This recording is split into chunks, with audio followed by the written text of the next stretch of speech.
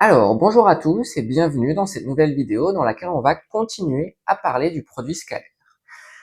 Et là, on va parler dans cette vidéo de l'orthogonalité de deux vecteurs. Donc la notion d'orthogonalité, qu'est-ce que ça veut dire que deux vecteurs sont orthogonaux? Et déjà, avant de parler de produit scalaire, bon, en fait, on peut donner cette définition sans invoquer cette notion. En fait, deux vecteurs vont être orthogonaux s'ils ont des directions perpendiculaires. C'est-à-dire que si on a deux vecteurs qui forment un angle droit, eh bien, on dira que U et V sont orthogonaux. Mais attention, j'insiste sur le vocabulaire, on ne dit pas que les vecteurs sont perpendiculaires. Des droites sont perpendiculaires, mais des vecteurs sont orthogonaux. Donc il faut vraiment utiliser le bon vocabulaire avec les bons objets mathématiques. De la même manière, on dit que deux vecteurs sont collinéaires et que deux droites sont parallèles, mais on ne dit pas que des droites sont collinéaires ou que des vecteurs sont parallèles. Donc voilà la définition de l'orthogonalité de deux vecteurs. C'est qu'ils ont des directions perpendiculaires ou qu'ils forment des angles droits, ça revient à la même chose.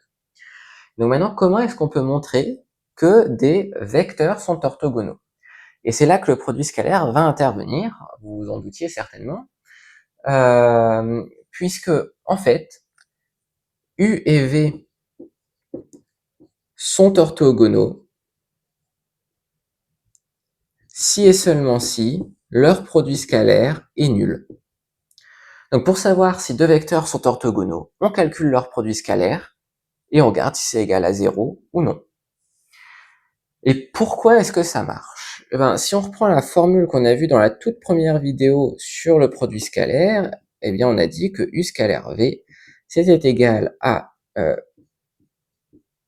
U, enfin norme de U fois norme de V, fois cosinus de l'angle UV. J'en avais déjà un petit peu préparé le terrain pour parler de cette notion d'orthogonalité, puisqu'on avait dit que en fait, le signe du produit scalaire donnait une idée sur la taille de l'angle entre les deux vecteurs. Parce que pour des produits scalaires positifs, eh ben, on peut conclure que les vecteurs forment des angles aigus, donc plus petits que 90 degrés. À l'inverse, des produits scalaires négatifs sont associés à des grands angles, des angles obtus, plus grands que 90 degrés.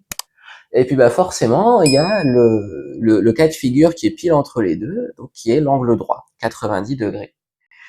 Et donc, quand on a un angle de 90 degrés, donc de pi sur 2, et ben on va se retrouver avec la norme des vecteurs fois cosinus de pi sur 2, ou de moins pi sur 2, ça dépend dans quel sens on mesure l'angle, mais peu importe, cosinus de pi sur 2 et cosinus de moins pi sur 2, ça a la même valeur, c'est égal à 0. Et donc c'est pour ça que deux vecteurs sont orthogonaux si et seulement si leur produit scalaire est nul. Donc voilà, on va juste prendre deux petits exemples. Donc V1 et U1, donc on va dire comme coordonnées 2, 3 et moins 3, 2. Et puis on va regarder s'ils sont orthogonaux. Donc là, on calcule U1 scalaire V1. Et puis là, on dit qu'on travaille dans un repère orthonormé. Ce qui veut dire qu'on peut utiliser l'expression analytique du produit scalaire dont j'ai parlé dans une précédente vidéo.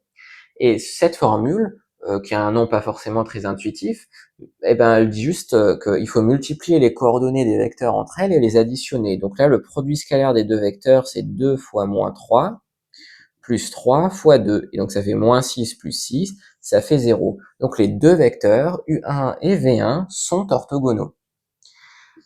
Donc je peux l'écrire, U1 et V1 orthogonaux. On va prendre deux autres vecteurs, U2, 3 moins 1, V2, 2, 1. Si on calcule U2 scalaire V2, voilà, cette fois-ci on a 3 fois 2 plus moins 1 fois moins 1, donc ça fait 6 moins 1, 5. C'est différent de 0, donc U2 et V2 ne sont pas orthogonaux. Donc c'est aussi simple que ça de déterminer si deux vecteurs sont orthogonaux ou pas. Donc on va s'arrêter là pour cette vidéo, j'espère qu'elle vous aura été utile d'une manière ou d'une autre. Si c'est le cas, vous pouvez laisser un j'aime à la vidéo et vous abonner à la chaîne, et je vous dis à bientôt pour de prochaines vidéos.